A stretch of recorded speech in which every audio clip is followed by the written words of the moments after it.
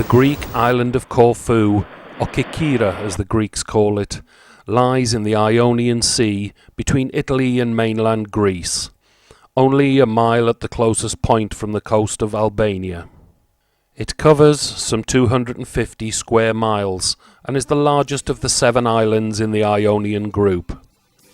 By any standards, Corfu is pretty, and it's not difficult to fall under its spell, as the Greek hero Odysseus does in Homer's epic poem The Odyssey. The island's history is summed up in the mixed Italian, French and British-style buildings of Corfu town. From the 13th century to the beginning of the 19th, Corfu was ruled by the powerful Venetians, who built extensive fortifications to defend it from invaders. The new fortress on Neo Frurio, new because it was built some 30 years after the old fortress, dominates the old port area. The Venetians started building it in 1576 and completed it 13 years later.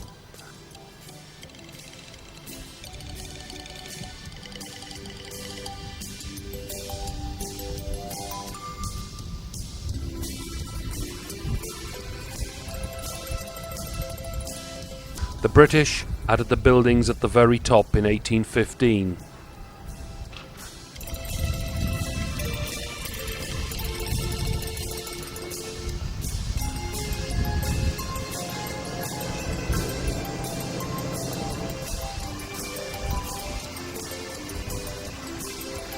There are splendid views of Corfu town below, and in the distance, standing out, is the old fortress. A single passageway connects the outcrop on which the old fortress stands with the eastern end of the esplanade.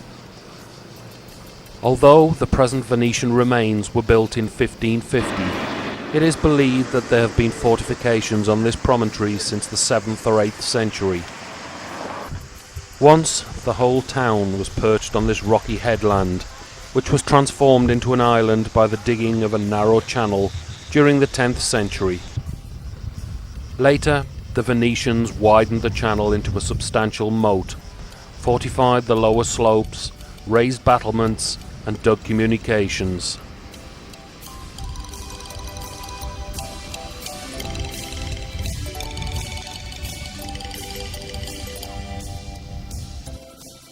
The old town is full of Venetian character, and you can spend hours browsing in the narrow shopping streets where the washing is spread out like banners. One place to visit here is the 16th century church of St. Spiridon, built in honour of the island's patron saint. Even today, the locals, the Coifiots, believe that St. Spiros keeps their island from harm. After the Venetians came the French, who designed tree-lined avenues and squares. Napoleon himself is said to have had a hand in the town planning. By 1815 it was Britain's turn to call Corfu their own, leaving behind some fine Georgian-style buildings and a cricket pitch that's still in use today. The best shopping is in this area too, with prices generally cheaper than in the supermarkets and souvenir shops of the resorts. There's plenty of choice, and bartering here is the norm.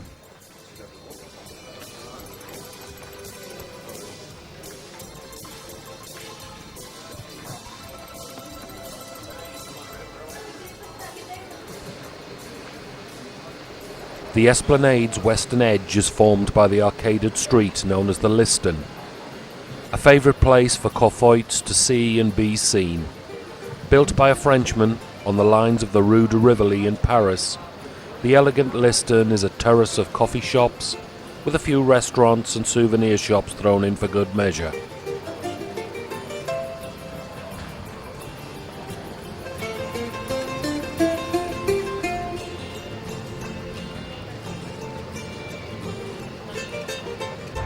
I hired a little jeep for the day to have a look round some of the prettiest parts of Corfu. I loved the jeep so much I didn't want to hand it back. Driving north from Corfu town, the first major place we came to was Ipsos. I got the impression that if you're looking for old-fashioned fun in the sun, then this is the place. The beach road is lined by endless bars and clubs, filled by young single Europeans, whose idea of a good holiday seemed to be to drink all night and spend all day recovering.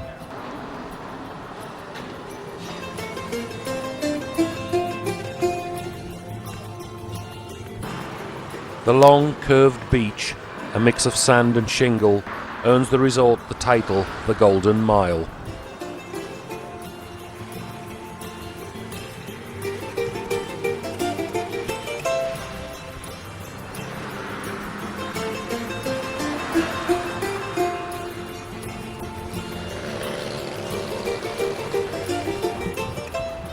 As the beach road rises into the hills, we pass the beautiful resorts of Barbati and Nisaki.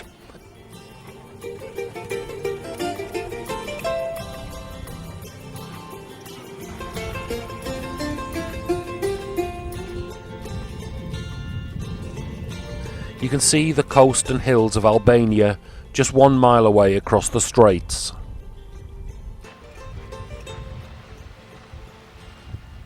One of the nicest beaches I found was at Sidari, which has resulted in the development of the village into a busy package holiday resort.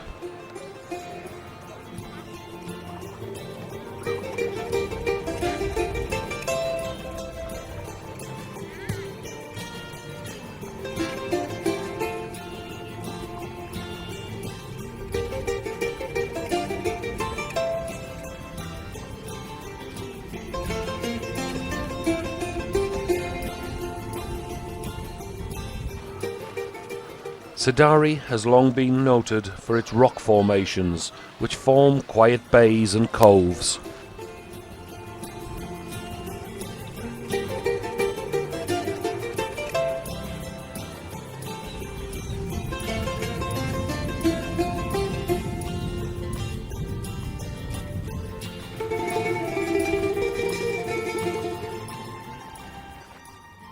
Cassiope in the north is that rare bird, a resort that is neither too big nor too small.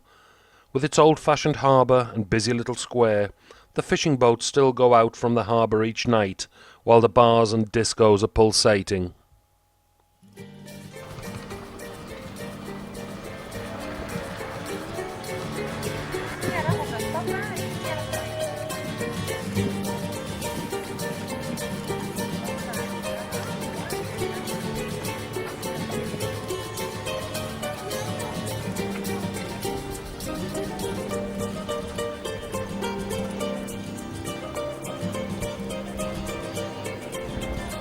This is the part of Corfu described by Gerald Durrell in his book My Family and Other Animals, though the souvenir shops are newcomers since his days here.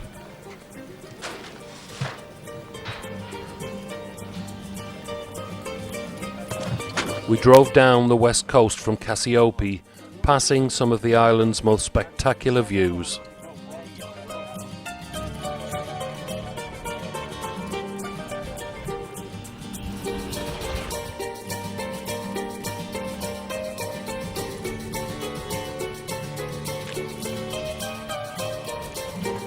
Palaioka is both the most popular and most attractive resort on Corfu's west coast. One of the first to fall for its charms was Sir Frederick Adam, British High Commissioner to the Ionian Islands in the early 19th century. The problem was it was almost inaccessible, so he had a road built which is still in use today. The downside to this beautiful bay is that the crystal blue-green water is usually icy cold due to underground freshwater streams.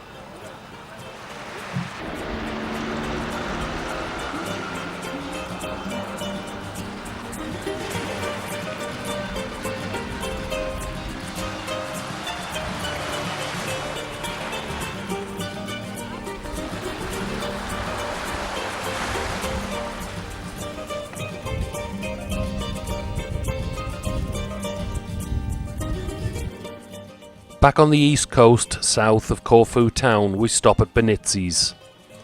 Benitsi's started life as a simple fishing village, and you can still see this side of life around the old harbour and in the narrow village streets. Though these days, Benitzes is better known as the most commercialised of the island resorts. Even so, it doesn't have the sort of high-rise developments that have spoilt so many Mediterranean places. And if you walk a little way from the seafront, you're in quiet olive groves.